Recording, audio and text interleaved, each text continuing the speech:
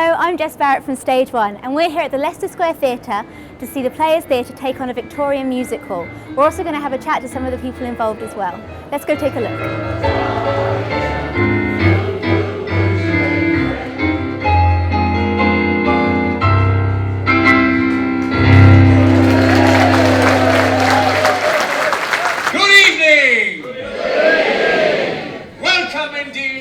Gala performance celebrating the 75th anniversary of this illustrious theatrical company.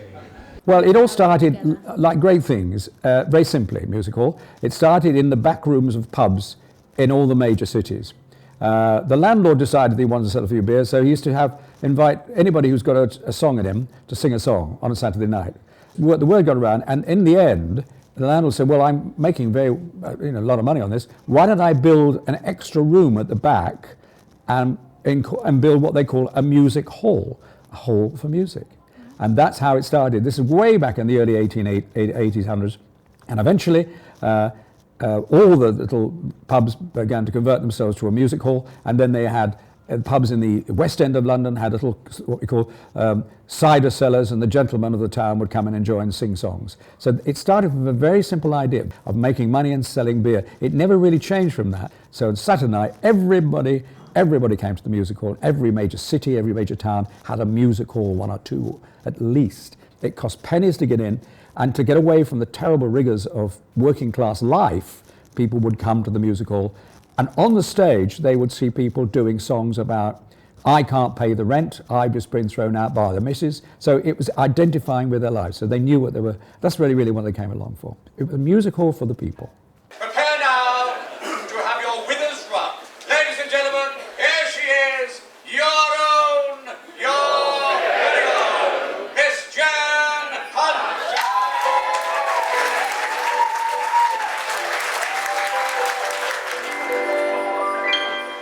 Why am I dressed in these beautiful clothes? What is the matter with me?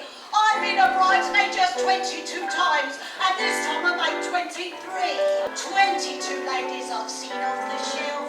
I know you might think that's strange. 22 times I've been a bridesmaid, and now I think I could do with a change. Oh, why am I always the bridesmaid, never the blushing bride? A-ding-a-dong, a wedding bells always ring for a girl. So could you tell us a bit about the Players Theatre and what you guys do? Well, the Players Theatre has a great tradition of traditional Victorian music hall. I mean, it started back in 1936. I wasn't around at the time, I hasten to add. And it's just a genre, and the famous Players Theatre that's just stayed throughout the years, and it had a permanent home underneath the arches in Charing Cross.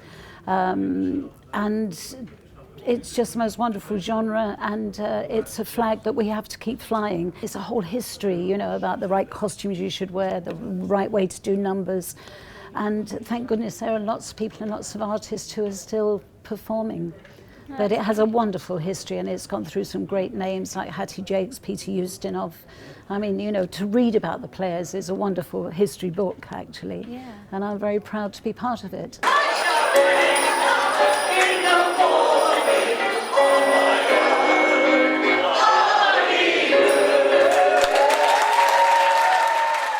Let me tell you a little bit of a story about tonight, because one of our old faithful members said, Bill, you do realise that 2011 will be the 75th anniversary of Peter Ridgway and Co. taking on the Players Theatre Club. Wow. I said, well, no. He said, well, why don't you put on a show? So that was a germ of the idea, as it were, that's resulted in tonight.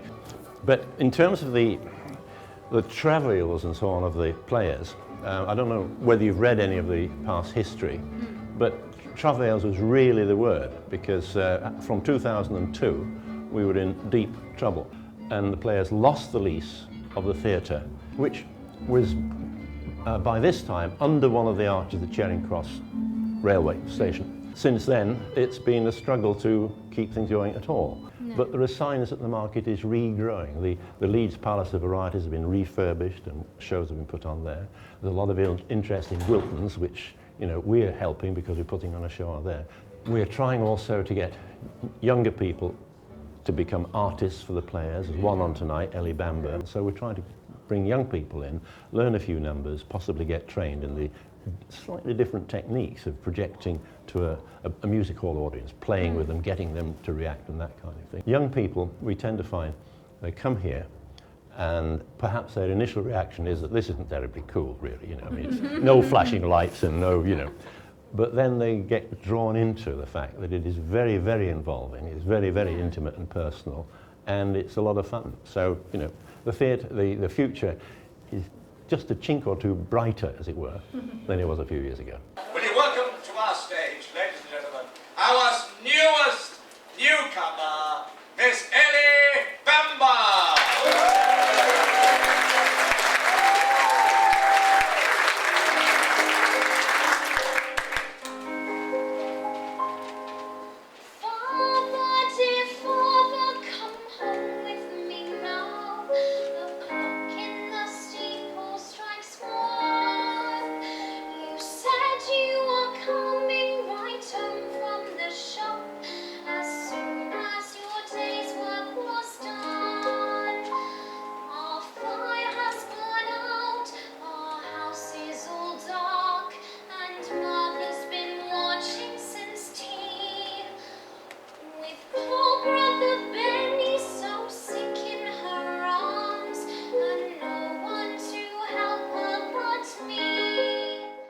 You get into doing musical so young? Well, I did Aspects of Love at the Chocolate Factory, but before that actually Jan auditioned me for it, and I was lucky enough to get into it because she saw me in a local musical, and that's how I've got into it, because I love all the stage and the theatre and it's so fun and I enjoy it so much. Had you had any experience in musical before? Were you aware of some of the songs? No, I didn't know anything. I mean, I'd known my granddad and my grandma, they go to it sometimes, but I hadn't really known much at all except for that, and I'd known obviously quite a bit about musicals, but not musical, so. Yeah, so is this something you want to, what have you got coming up? Is this something you want to do as a profession? I really want to be an actress, that's what obviously I want to be, but I'd love to carry on with musical, and my agent's looking at auditioning me for TV and film, which I'm quite happy with because I'd like to have a go at everything, to be honest. Yeah, that's why I like musical, because it's so different to everything else,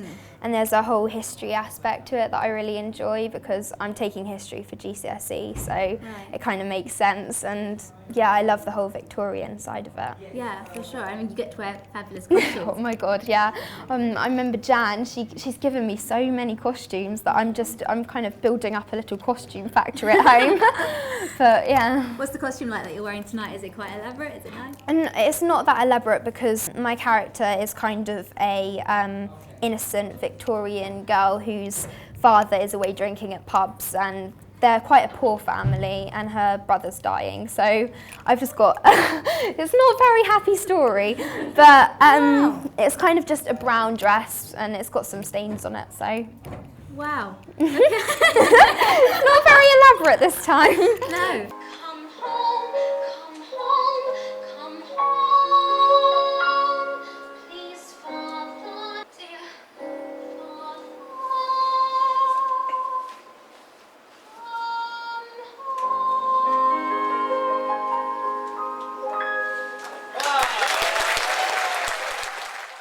I've been with the players for, on and off for about 15 years now. And on my first bill, I was given a song called Whoops, Let's Do It Again, which I did dressed as a vicar. And I'm still doing the number dressed as a vicar. Is that common to do that song like that? Is that what the song asks for? Is that... I have no idea. I don't know how it's been done in the past. I've always done it as a vicar. It's about a girl at a local dance. So I felt that it was right for me to be at the local church dance, and I was the vicar commenting on what had happened with this girl. But I could have done it as one of the people at the dance. The girl could sing it herself. Yeah. They mentioned the band leader. you could do it as the band leader. You know, there's lots of ways, and that's the joy of musical as well, that you can put your own interpretation on it. It's part of the tradition that certain artists hold on to certain numbers and you do them time and time again. Yeah. She danced with poor Andy till he got quite bandy, his legs nearly bent with the strain. She started to holler, held on to his collar, and shouted again and again.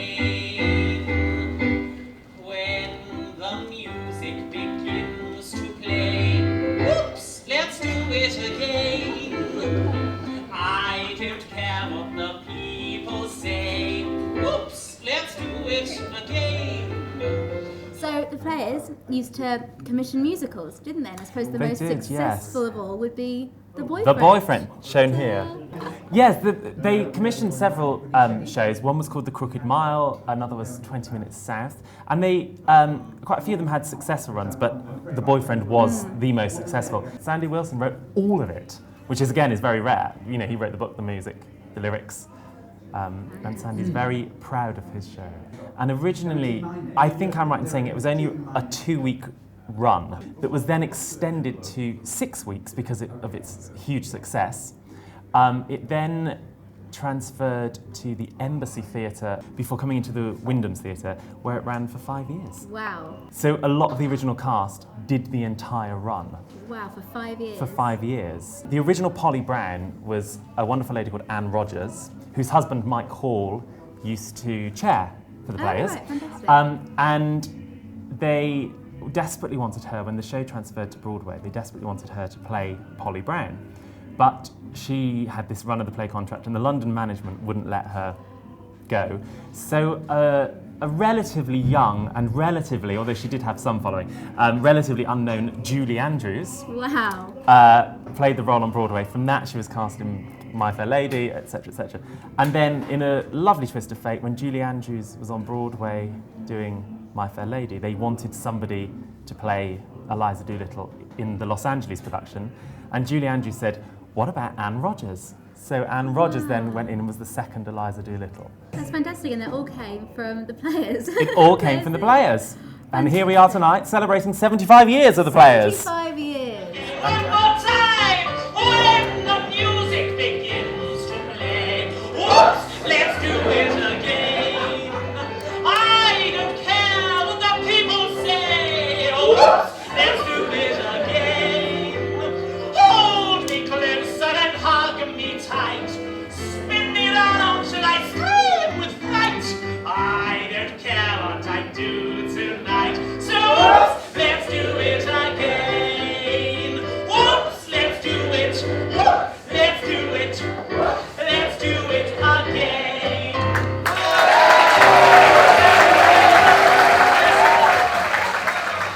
I suppose one of the things that makes musicals so much fun is the costume as well. It's such a huge part of it. You wear such elaborate, fantastic Yes, and costumes. strong colours and feathers and buttons, and the elegance of the sopranos, will wear sort of, but the clothes were glamorous in those days. I mean, the ladies looked wonderful, and even in the street, in normal day, they had the beautiful sort of wraps and capes and hats with lovely feathers in, and the beautiful skirts. I think it was a very glamorous time. It's kind of panto-esque, isn't it? Pantomime-esque, because the audience gets so certainly. involved. Of course and they do. It's a big family in the auditorium. The audience actually, Jess, are a vital part of any music hall, because you want them to sing the choruses, you want them to chai out with the chairman, and then they learn certain words that are sort of scripted.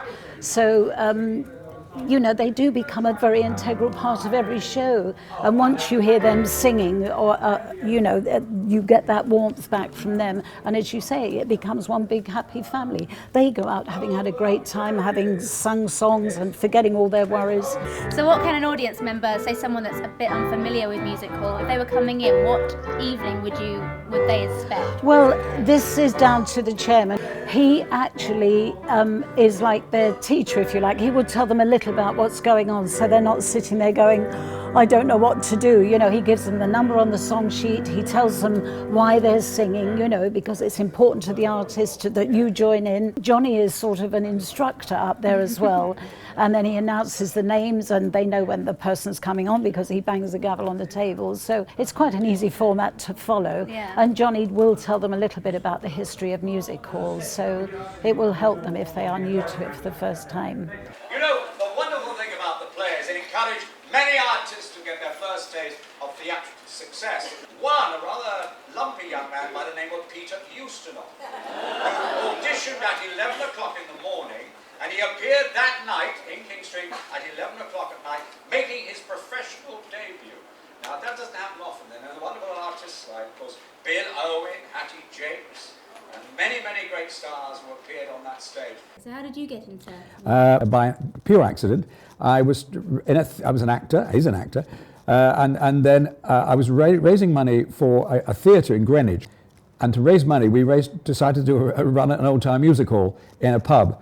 And from it, those early days, that grew, and it grew within me, and I thought, hang on, there's something here. And I auditioned for the Players Theatre, this wonderful, august organisation you're about to see, and failed. And it wasn't for many years later when someone was took ill, and they rang me up and said, look, would you come along? But it took a long time to establish myself in the company of the Players Theatre, a very prestigious company. And eventually I said, I want to become a chairman, a master of ceremonies. And they said, no, that's never going to happen. So just forget that. And again, the phone rang just before the Saturday night show. The chairman has been taken ill. Would you go on that night? And I went on without any rehearsal at all, and I was dreadful. And it took me an awful long time to get better. I'm gradually getting better now, and that was 30 odd years ago. So what is the role of the chairman in music? Chairman's job is purely to introduce the artist, to make them feel at home, to introduce and tell the audience what the artist is about to sing, and to set the scene. He is not there to be Jack the Lad, star of the evening. His job is to serve the audience and the artist. I've written my basic lines, but my audience tonight will tell me which way I'm going. So I may suddenly change my mind. Most of this audience are trained. They've been all coming to see the show, so they're ready to come back with responses like, you know, I would say there's nothing like good singing, and that was nothing like good singing. So they come back, and they do like a joke, they know. So hence we have to do all that, otherwise they get disappointed. We go on, ladies and gentlemen. On now with the programme proper. It gives me great pleasure. As always, to do the programme proper.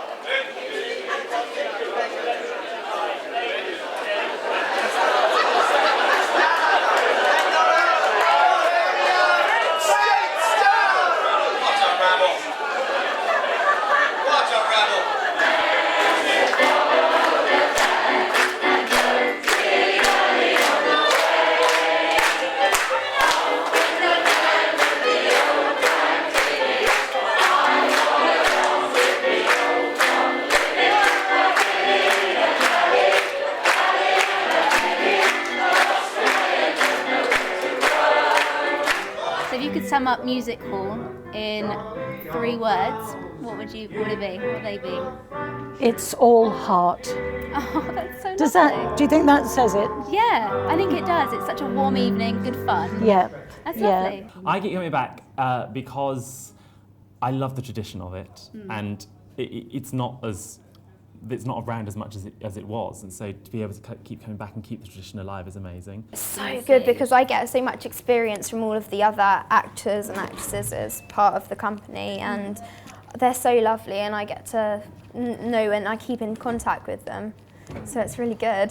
It's part of our folk music history. My generation were brought up on music hall songs, and the generation before that. We're very proud to say that this is our art form. Music hall was a great genre. All the songs told stories of everyday life, and the characters were rounded, they were warm, and I don't know, it's just a warm, wonderful thing. It's like a big pair of arms wrapping you up. And